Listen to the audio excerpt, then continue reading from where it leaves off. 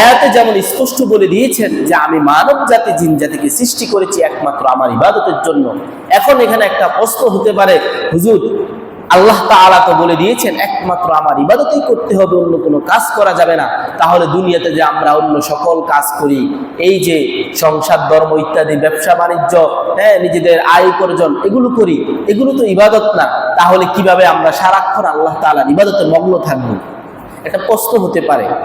তো এই প্রশ্নের জবাব হচ্ছে, দুনিয়ার প্রতিটি কাজ, আপনার চলা ফেরা, উঠা বসা, কথাবার্তা, আচার ব্যবহার, প্রতিটি কাজ ইবাদতে পরিণত হবে যদি আপনি আল্লাহ তাআলার হুকুম মোতাবেক করেন, রাসূলের সুন্নাহ মোতাবেক করেন। রাসূলের সুন্নাহ মোতাবেক, আল্লাহ তাআলার নির্দেশ মোতাবেক যদি আপনি দুনিয়ার প্রতিটি কাজ করেন, তাহলে আপনি 24 ঘন্টা আপনি ইবাদতে মগ্ন থেকেছেন। এমন না আপনি নামাজ পড়তেছেন এটা ইবাদত, রোজা রাখতেছেন এটা ইবাদত, যাকাত দিতেছেন এটা ইবাদত, হজ করতেছেন এটা ইবাদত, কুরবানি দিচ্ছেন এটা ইবাদত না, এগুলোই ইবাদত। কিন্তু দুনিয়ার অন্যান্য সব কাজই ইবাদতে কি হয়ে যাবে? অন্তর্ভুক্ত হয়ে যাবে যদি আপনি রাসূলের সুন্নাহ মোতাবেক করতে পারেন। আজকে আমরা যারা ব্যবসা করতেছি, আমরা যদি রাসূলের সুন্নাহ মোতাবেক ব্যবসা করতে পারি, রাসূল কারীম সাল্লাল্লাহু আলাইহি ওয়াসাল্লাম জীবনের একটা গুরুত্বপূর্ণ সময় ব্যবসায় কাটিয়েছেন। রাসূল কারীম সাল্লাল্লাহু আলাইহি ওয়াসাল্লাম দীর্ঘ সময় ব্যবসা করেছেন। রাসূল কারীম সাল্লাল্লাহু আলাইহি ওয়াসাল্লাম গরু, ছাগল, ওই সময় বকরি ছিল, ওই সময় বকরি ছড়িয়েছেন, সবকিছু করেছেন। আমি আর আপনি যা করি, আমার আপনার যেই কাজ, আমরা যেভাবে চলতেছি, আমাদের যেমন বিবি বাল বাচ্চা আছে, আমাদের যেমন সংসার ধর্ম আছে, তেমন রাসূল কারীম সাল্লাল্লাহু আলাইহি ওয়াসাল্লামের সবকিছু ছিল। এই সবকিছু ঠিক রেখে রাসূল কারীম সাল্লাল্লাহু আলাইহি ওয়াসাল্লাম আল্লাহ তাআলা এই ইবাদতে নিজেকে মশগুল রেখেছেন। তাহলে আপনার দুনিয়ার প্রতিটি কাজ কিভাবে ইবাদত হবে যদি আপনি রাসূলের সুন্নাহ মোতাবেক করতে পারেন? আপনি ব্যবসা করতেছেন, আপনি সকাল ফজরের পর থেকে রাত 9টা-10টা পর্যন্ত দোকানে বসে রয়েছেন।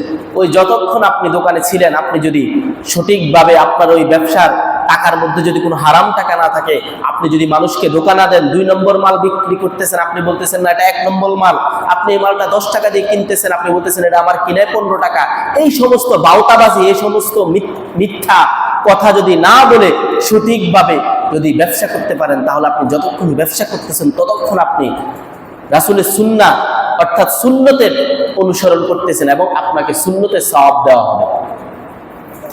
আপনাকে সময় মতো যখন ফজরের নামাজের সময় হবে তখন নামাজের সময় নামাজ পড়তে হবে, আপনাকে জোহরের সময় হচ্ছে জোহরের নামাজ পড়তে হবে, আসরের সময় আসরের নামাজ, আপনি নামাজকে ঠিক রাখবেন। নামাজ ঠিক রেখে মানুষের সাথে কথাবার্তা এগুলো সব কিছু ঠিক রেখে আপনি সারাদিন ব্যবসা করেন, সারাদিন আপনি অন্যান্য নিজেদের কাজ করেন, কোনো সমস্যা নেই।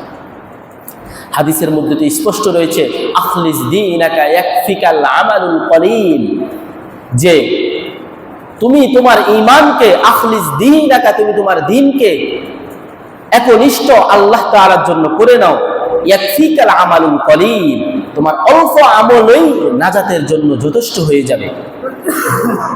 আপনি জান্নাতে যাওয়ার জন্য আপনি সারা রাত দাঁড়িয়ে দাঁড়িয়ে তাহাজ্জুদ করার প্রয়োজন নেই। আপনি জান্নাতে যাওয়ার জন্য সারা দিন মসজিদে বসে বসে জিকির করা, কোরআন তেলাওয়াত করার প্রয়োজন নেই। আপনি দুনিয়াতে যেভাবে চলতেছেন ওই কাজগুলো যদি কোরআন সুন্নাহ মোতাবেক করেন, তাহলেই আপনার জন্য জান্নাত পাওয়া একবারে সহজ। একবারে যদি সহজে উদাহরণ দেই, ভোরে সকালে ঘুম থেকে উঠলেন, উঠে কি করলেন? ফজরের নামাজ পড়লেন, এরপর আপনি ফজরের নামাজের পরে সূরা ইয়াসিন তেলাওয়াত করলেন, কোরআনের কিছু অংশ তেলাওয়াত করলেন 10 মিনিট 15 মিনিট, এরপর আপনি নাস্তা খেয়ে আপনি কাজে লেগে যান।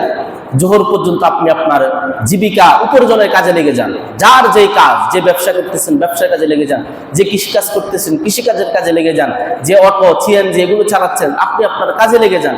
আবার জোহরের সময় হয়েছে, আপনি নামাজ পড়েন, গোসল করেন, খাওয়া দাওয়া খেয়ে আপনার যদি শরীরের রেস্টের প্রয়োজন হয় আপনি রেস্ট নেন, আর যদি না আমি আরো উপার্জন করতে হবে তাহলে আবার চলে যান, আবার উপার্জন শুরু করে দেন। আবার আসরের নামাজ, আসর পড়েন, আসরের পরে এবার বিকাল সময় একটু রেস্ট নেন, পরিবারের সাথে সময় দেন। এরপরে মাগরিবের নামাজ পড়লেন, এরপরে মাগরিবের পরে আপনি নিজের বাল বাচ্চার সাথে সময় দিলেন, বা আপনার যদি উপার্জনের মনেই হয় যে আমার আরো উপার্জন করতে হবে, সমস্যা না, আপনি মাগরিবের পর আপনি আপনার উপার্জনের কাজে ব্যস্ত থাকেন। এরপর আবার এশার নামাজ পড়লেন, এশার নামাজ পড়ে কিছু খেয়ে আবার ঘুমিয়ে গেলেন, আবার ফজরের নামাজ পড়লেন। এইভাবেই স্বাভাবিক এইভাবে যদি আপনি নিজের জীবনকে চালাতে পারেন, এটাই যথেষ্ট আপনার জান্নাত পাওয়ার জন্য। তবে এই কাজগুলো আপনাকে সঠিকভাবে করতে হবে। এর জন্য